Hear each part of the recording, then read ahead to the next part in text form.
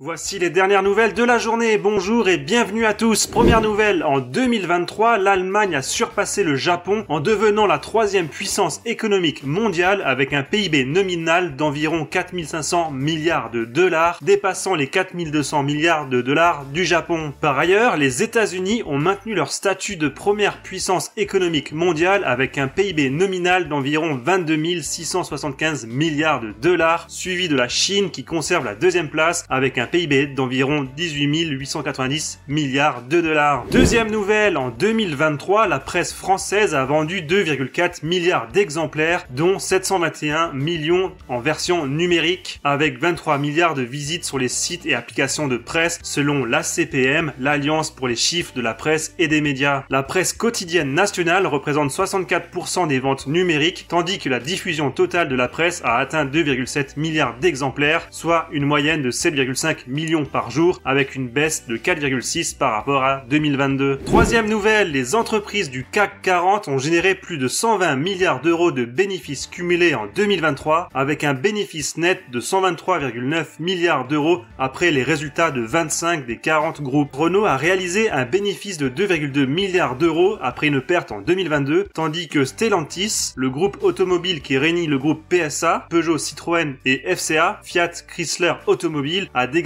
un bénéfice record de 18,6 milliards d'euros, se classant comme le deuxième meilleur résultat de l'indice. Total Energy occupe la première place avec un bénéfice de 19,8 milliards d'euros, bien que 2023 ne soit pas encore une année record, les résultats dépassent les 100 milliards d'euros pour la troisième année consécutive. Avant de passer aux dernières nouvelles, n'oubliez pas de liker, de partager, de commenter la vidéo pour améliorer et soutenir la chaîne. N'oubliez pas également de vous abonner pour ne pas manquer les vidéos quotidiennes. Merci à vous. Allez, on continue. Quatrième nouvelle, selon un sondage d'OpinionWay, 68% des Français estiment que la démocratie ne fonctionne pas bien, avec seulement 18% pensent que leur avis est pris en compte par les responsables politiques. Bien que 83% se disent favorables à la démocratie, 34% souhaiteraient un leader fort sans contrainte parlementaire et 23% préféreraient que l'armée dirige le pays. Et enfin, dernière et cinquième nouvelle, selon l'UNESCO, la guerre en Ukraine a engendré des destructions de patrimoine évaluées à 3,5 milliards de dollars, avec plus de 300 sites culturels endommagés ou détruits depuis l'invasion russe en février 2022. Les pertes économiques dans le secteur culturel, artistique et touristique s'élèvent quant à elles à 19 milliards de dollars.